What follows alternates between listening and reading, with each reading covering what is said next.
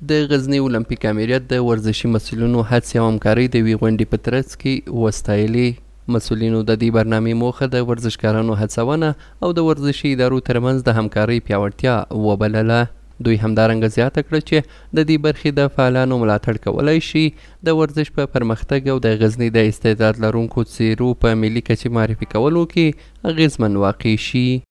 امروز برنامه ما برنامه تشویقی بود که تقدیر و تشویق از مسئولین ورزش در ولایت غزنی و ولسوالی های ولایت غزنی امروز مراسم بخشان جور کرده بودیم که مسئولین ورزش ما در مرکز و ولسوالی ها تشویق و تقدیر شوند به خاطر برنامه های بهترشان، چون که قبلا هم برنامه های خوبی داشتن و پلان های خوبی داشتن و برنامه های ورزشی در مرکز و ولسوالی های ما در حال رشد کردن است.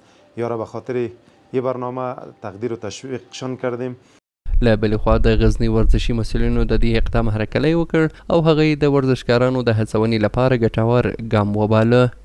د دوی په وینا د دې ډول برنامو ترسره کول د هڅونې ترڅنګ د استعدادونو د ودې او د غزني د ورزشکارانو د ملي او نړیوالو سیالیو په کچه د ګډون زمینه برابروي.